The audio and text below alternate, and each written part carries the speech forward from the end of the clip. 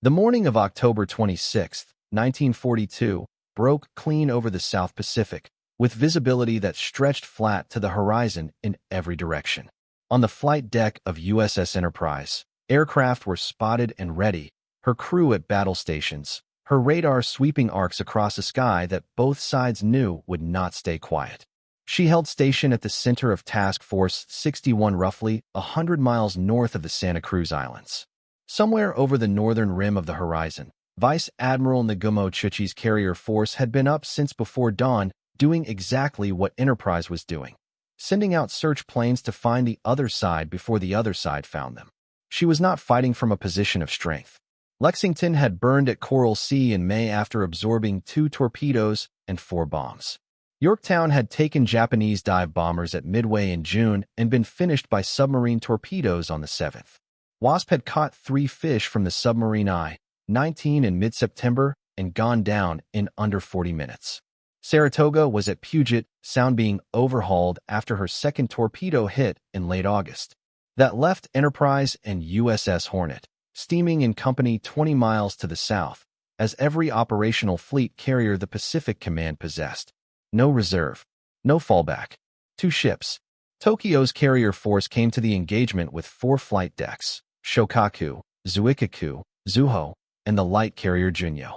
Both sides found each other's search planes in the pre-dawn dark. Both launched strikes almost simultaneously. What followed would leave one American carrier sunk and the other carrying damage so visible that Japanese aviators reported a kill they believed completely. They were wrong about the second one. If you're enjoying this story so far, don't forget to hit the like button and subscribe. Drop a comment telling me where in the world you're watching from. I love hearing from you. The Marines of the 1st Division had come ashore on Guadalcanal on August 7, 1942, and seized the airfield the Japanese had been building on the island's northern coast. They renamed it Henderson Field, after Major Lofton Henderson, a Marine dive bomber pilot killed at Midway, and from that morning forward, the field became the pivot point of the entire South Pacific campaign. The logic of Henderson Field was direct and unforgiving. Whoever held it controlled the air over the surrounding waters. Whoever controlled those waters could reinforce their own ground troops and cut off the enemies. Japan could not allow Henderson Field to function. America could not allow it to fall. For 3 months, both sides had been feeding men and ships into the contest. The Japanese ran destroyer and cruiser convoys down the narrow channel the Americans called the Slot, working at night to avoid Henderson Field's aircraft, delivering troops and supplies to their forces on the island in the runs American sailors called the Tokyo Express. The Americans ran their own supply convoys, losing ships to submarines and surface action and air attack at a rate that made each resupply feel like a payment on a debt that grew faster than it could be cleared. On the ground, the fighting churned through the jungle between the Matanacaw River and the airfield perimeter, neither side able to force a decisive result. At sea, the carrier attrition had been severe on both sides. Japan had lost Shoho at Coral Sea, then Kaga, Akagi, Hiryu, and Soryu at Midway, losses that stripped the experienced core of the Kido Butai in a single engagement. But Shokaku and Zuikaku had missed Midway, still repairing after Coral Sea, and they entered the Autumn Solomons campaign as capable fighting ships. Enterprise had already met them in late August at the Eastern Solomons, where she had taken 3 bomb hits and been forced to withdraw to Pearl Harbor for repairs. Tokyo had announced her sunk at that time, broadcast the claim across Japanese radio, and recorded a kill in the official ledger. She had returned from that battle regardless, repaired and sent south again. This was the second time Japanese authorities had counted Enterprise as destroyed. The pattern had begun even earlier. In the fog of claims that followed Pearl Harbor, Japanese broadcasts had credited several American carriers sunk. Enterprise had not been at Pearl Harbor at all. The false entry went into the record anyway. At Eastern Solomons, the claim was more grounded. Pilots returning from the strike had watched their bombs hit the carrier and seen fires burning on her deck. They had reported what they observed, honestly, from aircraft moving at altitude through anti-aircraft fire, at angles that made precise damage assessment nearly impossible. What they could not see was Enterprise an hour later, when damage control had the fires out, and she was making turns southward under her own power. The gap between the moment of impact and the moment of recovery was where Japanese intelligence kept losing the thread. This was not a unique failure. Wartime battle damage assessments on both sides inflated enemy losses, because the men making those assessments were working under conditions that made precision unlikely, and because command chains that needed to show results applied pressure in the direction of confidence. Claims went up the hierarchy. Each level processed out the uncertainty. By the time a report reached the level where decisions were made, a probable kill had often become a confirmed one. By October 1942, the picture Japanese commanders held of American carrier strength was genuinely wrong, and that wrongness would cost them. Admiral William F. Halsey assumed command of the South Pacific area on October 18, replacing Robert Gormley at Admiral Nimitz's direction. Gormley's cautious management of the campaign had reflected the genuine weakness of his resources, but Nimitz had concluded that a different approach was needed. Halsey arrived at Nouméa with a simple operating philosophy: find the enemy and hit him. The shift in atmosphere was measurable to the men serving under him. His first major test came almost immediately, with Nagumo's carriers moving south to cover a new Japanese ground offensive aimed at retaking Henderson Field. Enterprise herself, by October 1942, carried a history that gave her a specific weight in the fleet. She had been built at Newport News and commissioned in May 1938, one of the Yorktown class, and she had been at sea on exercises when Japan attacked Pearl Harbor. She had launched the first American carrier strike of the war against Kwajalein in February 1942. At Midway, her air group had flown against the Japanese fleet across some of the longest and most confused strike distances of any carrier battle in history, her dive bombers helping to find and hit Kaga and Akagi on the morning of June 4th. At Eastern Solomons in August, she had been hit and repaired and sent back. The crew who sailed on her in October 1942 included men who had been through all of it, and the ship's culture by that autumn had developed a quality difficult to name precisely. Call it institutional stubbornness. She had absorbed damage twice already and returned both times, and the men who had watched that happen from below decks knew, in the way men know things they would never articulate to a newcomer, that their ship was the kind of ship that came back. That knowledge did not make them reckless. It gave them a particular frame for what was coming. Commander James H. Flatley led Fighting Squadron 10, the Grim Reapers, from Enterprise. He had flown at Coral Sea with the Yorktown Air Group and spent the months between that battle and Santa Cruz studying what carrier fighter defense needed to look like against mass Japanese attacks. His Wildcats would fly combat air patrol over Enterprise throughout October 26th and would shoot down a number of the attackers. No fighter screen can stop every bomb that comes through. Captain Osborne B.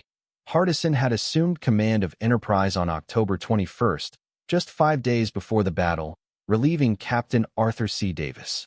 Rear Admiral Thomas C.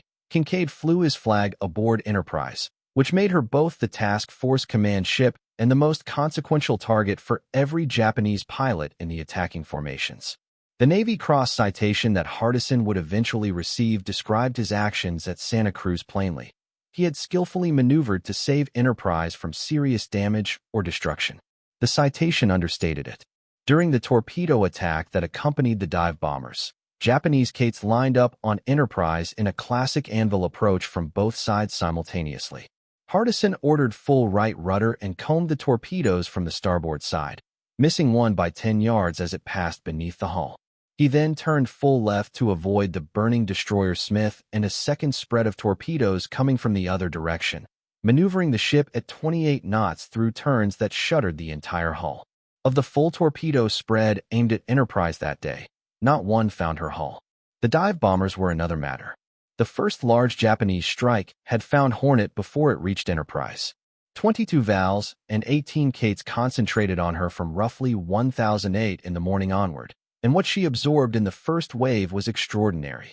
3 bombs hit, 2 aerial torpedoes tore into her hull, and 2 Japanese pilots in burning aircraft drove their planes into her deliberately in acts that had no formal name yet, but accomplished what ordnance alone had not fully managed. The fires spread through the hangar deck. Her engineering spaces flooded. By mid-morning, she was dead in the water. At approximately 11:15, 24 Japanese dive bombers came for Enterprise. The bomb hits came in the 11:15 to 11:20 window, according to the ship's war damage records. 2 bombs struck her, with a third near-miss damaging the hull structurally. The first bomb hit forward and detonated on the third deck, demolishing the repair station and battle dressing station in the compartment below. 40 men at those stations were killed in the blast. The second bomb struck further aft, adding fires and structural damage. The near miss opened additional seams. Enterprise's forward elevator was put out of action, locked in the down position by the force of the hits. Fires burned in 2 sections of the ship. Fragments had reached men across a wide section of the deck. In the space of roughly 5 minutes, Enterprise had lost 44 men killed and 75 wounded, and her operational capacity had been cut significantly. The forward elevator trunk, the shaft that raised aircraft from the hangar deck to the flight deck, was jammed in the down position and could not be freed. Smoke rose from 2 locations on the ship. Fragments from the bomb blasts had swept sections of the exposed deck. Men were down at their stations. What she had not lost was propulsion, and she had not lost the ability to fight. Damage control parties worked with practice speed. The fires aft were brought under control and extinguished. The structural situation was assessed. The forward elevator, locked down, was accepted as a constraint and planned around. Aircraft could still operate from the after portion of the flight deck with modified procedures. The engineering spaces that kept the ship moving remained intact throughout. Enterprise stayed at speed. Through the afternoon, she continued to operate aircraft. Planes from Hornet, now burning and abandoned, made for Enterprise as the only remaining working flight deck in the vicinity, and she took them aboard along with some of their crews. By the time she turned south late on October 26th, her hangar deck carried aircraft from a ship that was already going under north of the Santa Cruz Islands.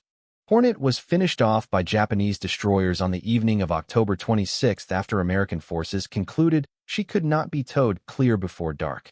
The carrier that had launched the Doolittle raiders against Tokyo in April 1942 went to the bottom of the South Pacific. Every Japanese calculation made that night pointed to a decisive shift in the Pacific balance. Shokaku had been hit by American bombs during the battle's exchange of strikes and was withdrawing to Japan for repair, but Zuikaku and Junyo remained operational. Tokyo's combined fleet issued a victory announcement. Japanese radio broadcast it. Both American fleet carriers had been engaged, and both were accounted for. The day after the action, Japan held the only operational carrier force in the Pacific. The announcement was accurate about Hornet. It was wrong about the other one. If you're hooked on this story, make sure to subscribe and turn on notifications so you never miss an upload. Your support means everything and helps me bring you more emotional stories like this one. Enterprise arrived at Nouméa, New Caledonia, on October 30th, 1942, under her own power.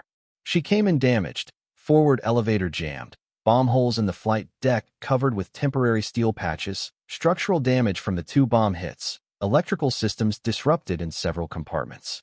Under normal conditions, damage of this severity would have sent her to a major shipyard for weeks of work. These were not normal conditions, and Halsey had no intention of sending his last carrier anywhere that took her out of the South Pacific. Nouméa had become the advanced repair base by deliberate policy. Halsey's standing instruction was that damaged ships should be repaired at the front wherever an alternative to Pearl Harbor existed. Every transit day was a day without that ship in the Solomons. Seabees, the naval construction battalions, were already working around the clock at Nouméa alongside fleet repair ships. The repair ship USS Vulcan took on the work of restoring what could be restored on Enterprise at that forward anchorage. The forward elevator stayed jammed. No equipment on hand could fix it. The bomb damage to the flight deck and the structural damage from the hits were addressed with welding and shoring.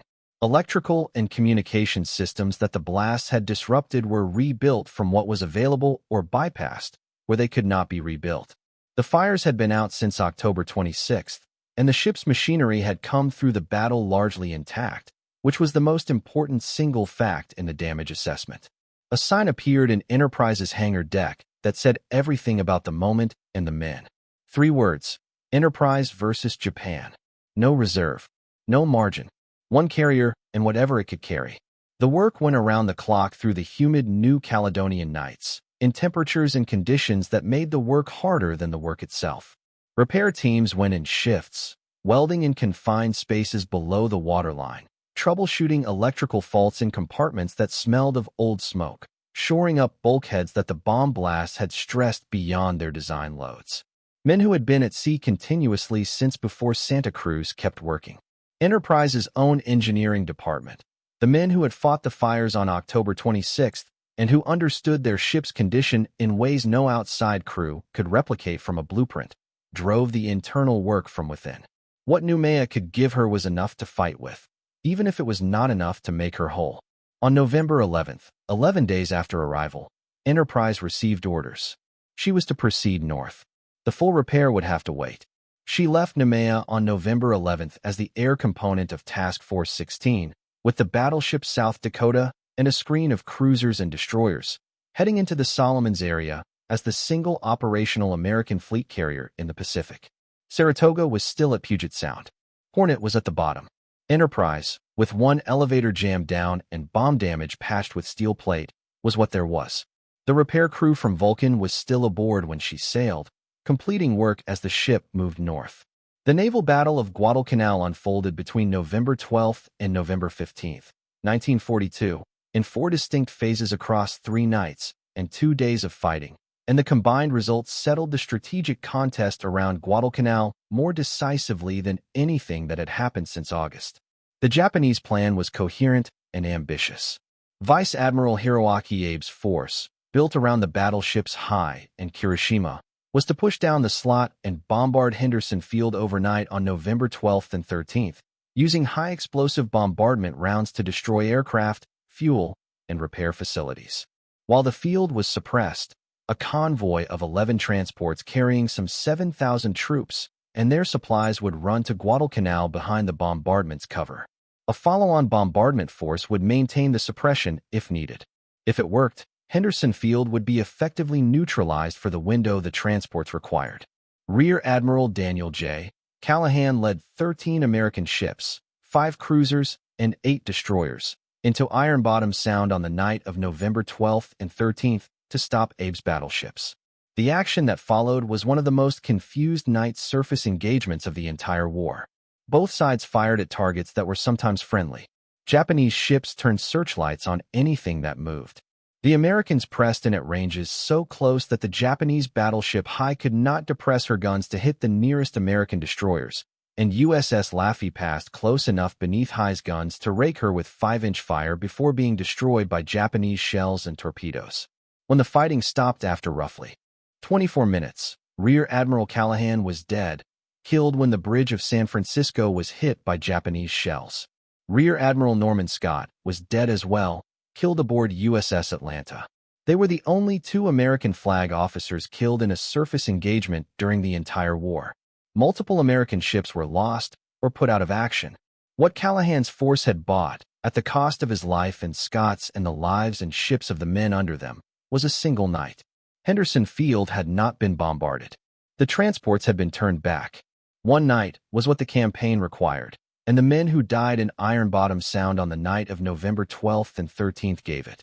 Hiei had been struck by dozens of shell hits during the action, many of them from the American cruisers that had found her at close range before being driven off. She was left unable to steer properly, unable to clear the battle area at speed, and when dawn came she was still there. Enterprise was still moving north when dawn came on November 13th. She was approximately 200 miles south of Guadalcanal, not yet in range to put fighters over the island, but within strike range for her bombers and torpedo planes. Aircraft from Henderson Field attacked the crippled Hiei through the morning. Enterprise's aircraft joined the strikes later in the morning, making runs against a battleship already burning and barely able to maneuver. By the afternoon of November 13th, Hiei had gone under. She was the first Japanese battleship lost in the war, sunk by a combined effort of Henderson Field aircraft and aircraft from a carrier the official Japanese record showed as destroyed 3 weeks earlier. Some of Enterprise's aircraft, because of her reduced operational capacity with the forward elevator jammed, flew their strikes from Henderson Field rather than from the carrier's deck. They launched from the carrier, flew north, landed at Henderson to refuel and rearm, and flew back to the carrier to land. Japanese observers trying to understand where the aircraft were coming from had reason for confusion. Carrier aircraft were appearing at Henderson Field. This was not supposed to be possible. Enterprise was at the bottom of the Pacific, per the official record. Japanese commanders in the area received reports of carrier-type aircraft operating north of Guadalcanal on November 13th and through the days that followed. The reports did not match the accepted intelligence picture. Some Japanese assessments attributed everything in the air to Henderson Field, which was the only explanation consistent with Tokyo's official view of the carrier situation. Others were less certain. Neither conclusion prompted a reassessment of what might be operating 200 miles to the south. A Japanese bombardment force under Rear Admiral Shintaro Hashimoto pushed through on the night of November 13th and 14th and shelled Henderson Field, knocking out some aircraft and destroying some fuel. The damage fell well short of what the plan required. The field was hurt, not destroyed. Its aircraft flew the next morning. November 14th was the day the convoy was broken. Enterprise flew strikes north through the daylight hours, her aircraft working alongside everything Henderson Field could put in the air. The transports were found and hit repeatedly.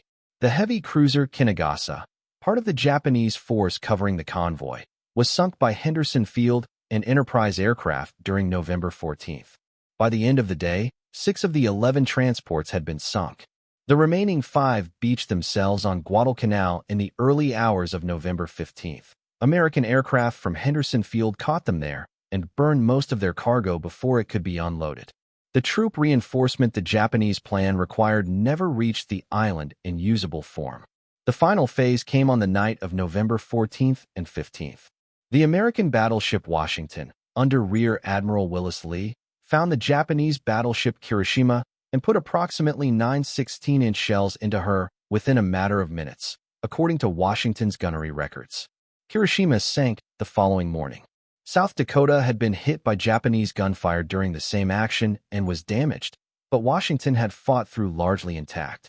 When the counting was done, Japan had lost 2 battleships, multiple destroyers, and the practical delivery of an entire reinforcement convoy. The 11 transports had lost most of their cargo and many of their troops, either sunk in the approaches or burned on the beach. American losses were severe. Several cruisers and destroyers sunk or badly damaged.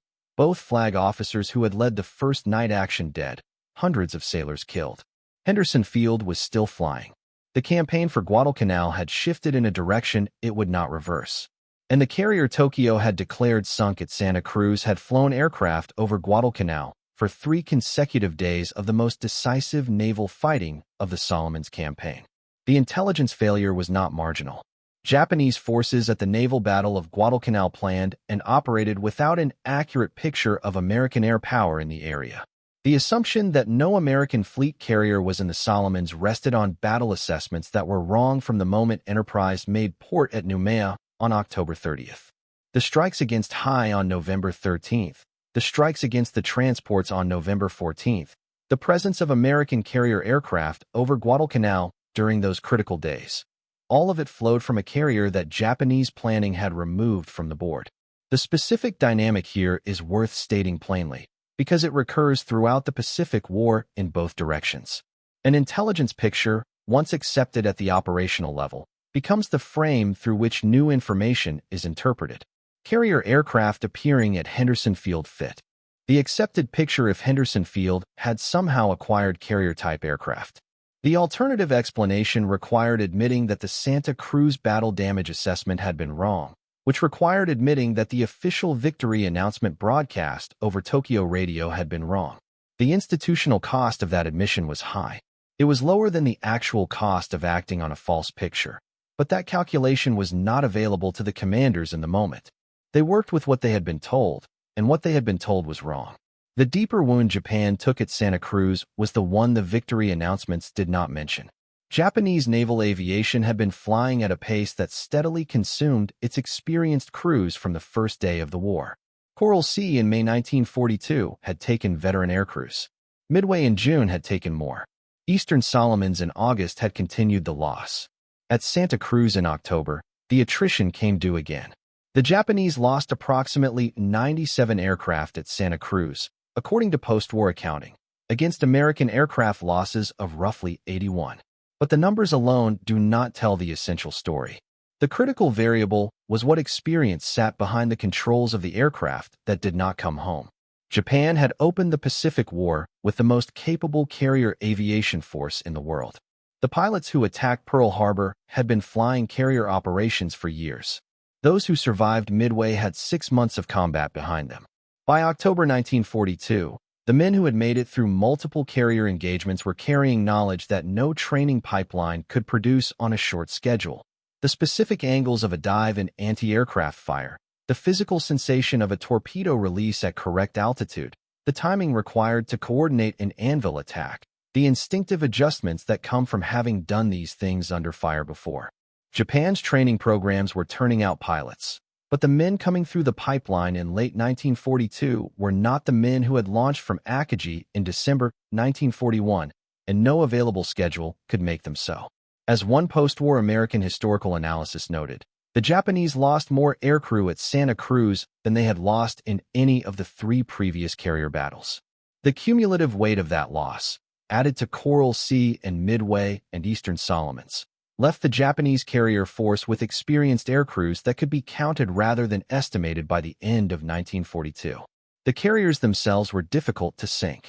The trained men who flew from them were impossible to replace at the rate they were being lost. Shokaku returned to Japan after Santa Cruz for months of repair. Zuikaku's air group was so reduced that the carrier went home to rebuild from scratch. The 2 fleet carriers that had struck Pearl Harbor and survived the battles of 1942 would not appear in another major carrier engagement until June 1944 at the Battle of the Philippine Sea. By then, their rebuilt air groups faced American aviators who had been flying combat for 2 years in American fighter direction that had been refined through dozens of engagements. The result was the series of air battles that American aviators called the Marianas Turkey Shoot, and it effectively ended Japanese carrier aviation as a strategic instrument. The path from Santa Cruz to the Philippine Sea ran partly through the decision to believe Enterprise was sunk when she was not. A Japanese command that accurately understood the American carrier situation after October 26 might have approached the planning for November differently. The record shows that Japanese forces moved into the Naval Battle of Guadalcanal working from a picture that had been wrong since the moment Enterprise limped south from the Santa Cruz Islands under her own power. Enterprise herself kept going after the Guadalcanal campaign resolved. She came south to Nouméa in December 1942 for the repairs Halsey's urgency had deferred, and in early 1943, she went to Puget Sound for the full overhaul that a forward anchorage could not provide. When she returned to the Pacific, she came back to a war that was visibly shifting in America's favor, and she went on fighting through it. She was present at the Philippine Sea. She took kamikaze hits in the spring of 1945 and survived those too, her damage control parties working with the practiced efficiency that had become part of the ship's character across 3 years of Pacific fighting. By the war's end, she carried 20 battle stars, more than any other American carrier. The Japanese had declared her sunk on at least 3 separate occasions. She declined to cooperate with any of them. The name the men of the fleet gave her was the Gray Ghost. It was a name that acknowledged something particular about how she had lived. She kept reappearing in places her enemies had already decided she was not. Each time she came back from a record that said she was gone. That is what the name carries. The popular myth around Santa Cruz tends toward this simple framing. Japan won the battle, lost the war of attrition, and Enterprise's survival was the hinge point. The actual record is more complex. The Naval History and Heritage Command's own analysis has argued that Santa Cruz represented a strategic as well as tactical Japanese victory, at least by the immediate accounting of ships and airspace. The day after the battle, Japan held the only operational carrier force in the Pacific. The Americans asked about borrowing a British carrier to fill the gap. What the immediate accounting missed was what showed up 3 weeks later over Guadalcanal. The bombers and torpedo planes of a carrier that should not have been there, flying against high and flying against the convoy that the Japanese High Command needed to succeed. The strategic picture does not always declare itself on the day of the battle. Sometimes it declares itself 3 weeks later, over Ironbottom Sound, when aircraft from a ship the official record had buried begin putting holes in the plan that depended on her absence. There are names that belong in this account, because the story does not belong to the ship alone or to the flag officers. Commander James H. Flatley and the pilots of VF-10, the Grim Reapers, flew combat air patrol over Enterprise on October 26 against attacks coming from multiple directions at different altitudes. They shot down a number of the attacking aircraft. They did not shoot down all of them. No fighter screen has ever stopped everything. They reduced the attack enough that the ship could survive what came through, and what the ship did with that survival is the rest of the story. Captain Osborne B. Hardison had command of Enterprise for 5 days before the battle and earned his Navy Cross during it. His maneuvering during the torpedo attack combed multiple spreads of long lance torpedoes without a single one finding the hull, threading the ship at 28 knots through a pattern of ordnance designed to be uncombable. His choices in those minutes are in the record. The citation calls it skillful and leaves it at that. The damage control parties aboard Enterprise on October 26, 1942, are not named in the accounts that get reprinted. The first bomb hit destroyed the repair station and battle dressing station on the third deck. The 40 men who had been stationed there, the men whose specific job was to be ready for exactly the situation that arrived at 11:15 that morning, were killed in the blast.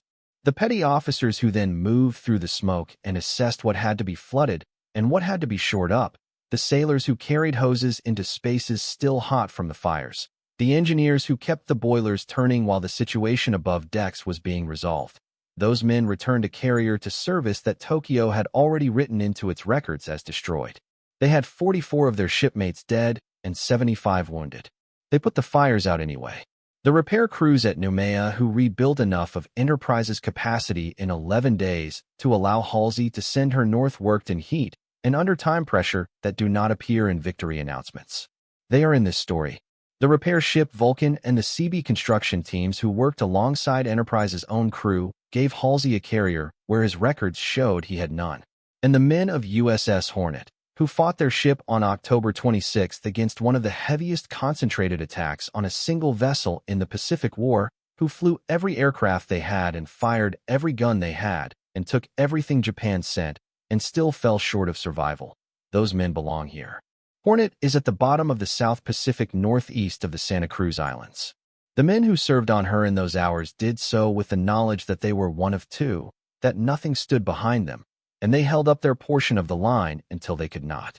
The aircraft her pilots flew to Enterprise in the late afternoon of October 26th, landing on a flight deck that was still patching its own holes, kept those planes in the war. Even in going under, Hornet contributed what she could. What Japan refused to believe after Santa Cruz was the simple truth. One carrier had survived. She came north when the campaign required it. She flew her aircraft over Guadalcanal for 3 days, while Japanese planners worked from a picture of American carrier strength that had been wrong since the last afternoon of October. The consequences of that error are in every account of how the Naval Battle of Guadalcanal came out.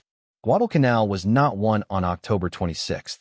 It was won over the months that followed, by the men on the ground and the convoys that supplied them and the pilots at Henderson Field who held the sky. Enterprise was one thread in that. The thread Japan forgot to cut when it had the chance.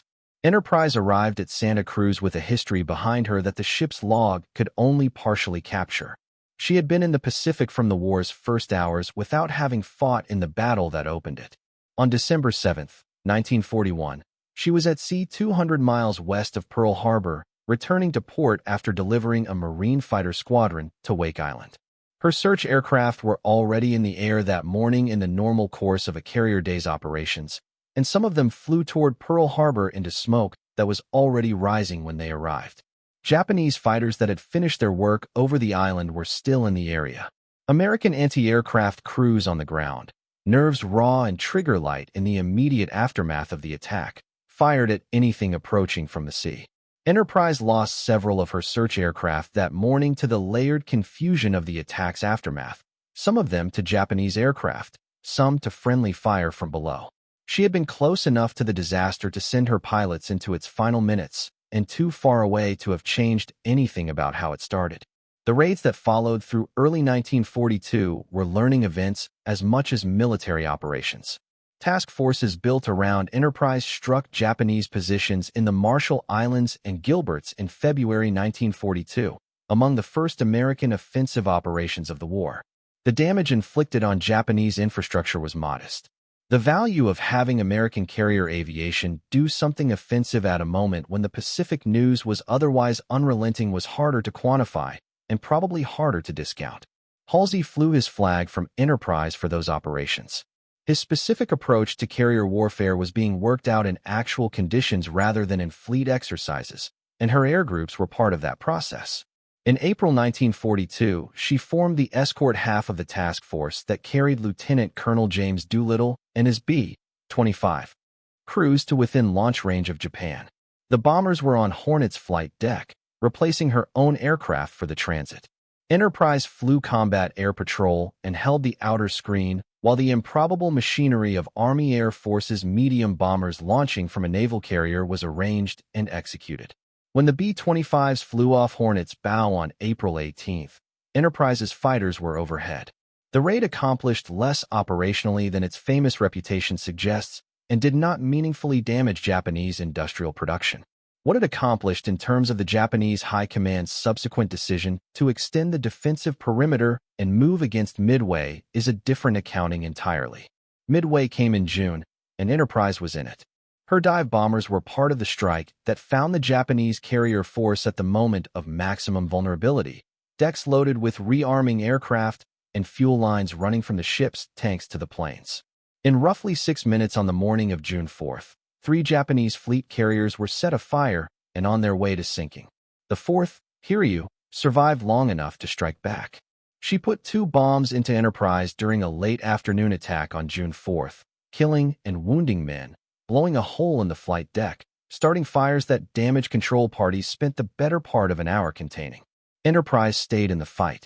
Her aircraft participated the following day in the attack on Hiei, which was found and hit in combination with aircraft from Yorktown's surviving air group. She came home from Midway with bomb damage that required repair and a crew that had just participated in the most consequential naval battle in the Pacific. Neither the damage nor the experience was small. At Eastern Solomons in late August 1942, Japanese bombs found her again. 3 hits in a single day. The accumulated damage was significant enough to require weeks at Tonga and then at Pearl Harbor for repair work, and she was still not fully restored when Halsey's need for a carrier in the Solomons brought her south ahead of schedule. By the time she reached Santa Cruz in October, Enterprise had absorbed Japanese ordnance at Midway and Eastern Solomons in addition to the combat losses of her aircraft and crews across a year of continuous operations. She had been at sea, in theater, or in repair for 11 months without a return to the continental United States. Her crew had turned over repeatedly, men killed and wounded and rotated out and replaced, but a core of them had been through multiple carrier engagements and carried the specific competence that comes from having survived the previous one. The strike that found Enterprise on October 26th was not random. Lieutenant Commander Mamoru Seiki, leading Shokaku's dive bombing group, was among the most experienced carrier aviators Japan possessed at that point in the war. He had been at Coral Sea in May. He had survived Eastern Solomons in August. The hours of carrier combat behind him represented an investment of years, and the pilots who flew behind him on October 26th were, by the diminished standards of late 1942, experienced in the way that actually mattered. They had made attacks like this one before, under fire, against ships that were shooting back, and they knew what the approach looked and felt like. Seiki was killed during the attack. His section leader carried the strike group's observations back to Shokaku. What they reported was not fabricated. It was the product of observation under conditions that produce unreliable conclusions, even from skilled observers. A dive bomber pilot making an attack run covers the distance from release point to recovery in a matter of seconds.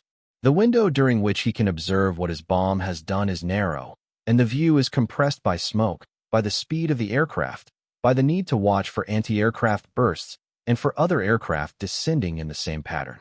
What Enterprise looked like from the vantage point of Seiki's pilots shortly before noon on October 26th was a carrier with fires burning and smoke pouring from 2 points on her hull, no longer at full maneuvering speed, visibly and seriously damaged.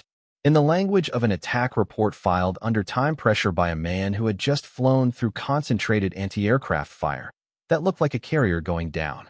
The initial report was accurate about the damage. The conclusion the report supported was wrong. The process by which aerial attack reports overstated results was not a Japanese peculiarity. American attack reports from the same battle and from battles throughout the war showed the same systematic optimism about what hits had achieved. A bomber crew that had done everything correctly in a difficult environment wanted to believe the evidence their eyes had provided in the seconds available to them. The organizational culture that processed those reports wanted to believe them too. By the time observations became individual reports and reports became unit summaries and unit summaries became the official battle assessment, the gap between what had been observed and what was true had been widened in several steps, with no individual having introduced a deliberate falsification at any of them. The result was a picture of October 26 that Tokyo's victory broadcast made permanent on the same afternoon Enterprise was steering south under her own power. Hornet's final hours deserve their own account. She was the ship the Japanese found first. At roughly 0908 on October 26, the initial wave of Shokaku's dive bombers put multiple bombs into her in rapid succession and stopped her. 2 torpedo hits struck within minutes of the bomb hits, cutting power and leaving her unable to make way. She lost the one thing that matters most to a ship under torpedo attack, the ability to move. Everything that followed happened to a stationary target. Additional attack waves found her in that condition and continued striking. A Japanese torpedo aircraft, hit by anti-aircraft fire during one of the attacks and burning, flew into her island structure and detonated. The fires that accumulated across the morning were fought by her crew through one damage control effort after another, each succeeding effort working with fewer men and in more compromised conditions than the one before. Rear Admiral George Murray and Captain Charles Mason gave the order to abandon ship in the early afternoon. Hornet's crew went into the water and onto life rafts in the hours that followed. American destroyers recovered them through the afternoon. The effort to ensure Hornet did not fall to Japanese hands continued after her crew had left her. Destroyers Mustin and Anderson fired 8 torpedoes into her hull and followed with several hundred rounds of gunfire. She absorbed it all and would not go down. When Japanese destroyers reached her in the darkness, they found an American fleet carrier that the American Navy had spent an afternoon trying to sink and failed. The Japanese put 4 long lance torpedoes into her. Hornet finally went under at approximately 0135 on October 27, northeast of the Santa Cruz Islands, in water deep enough that she has never been located. 111 of her crew were killed during the battle. The rest were recovered, fed, and in the weeks that followed returned to duty. Some of them returned to duty on Enterprise. The pilots who had landed on her flight deck in the late afternoon of October 26, their own ship burning behind them and their fuel gauges critical, flew from Enterprise's deck during the Naval Battle of Guadalcanal. They flew strikes against Hiei on November 13. They flew against the convoy on November 14. The carrier that had launched them and trained them was gone. The work that carrier had given them was not finished, and they continued it from a different flight deck, in the same waters, toward the same end. Thank you so much for watching until the end. If you love this story, check out the other videos on your screen now. I think you'll really enjoy them. And don't forget to subscribe if you haven't already. See you in the next story.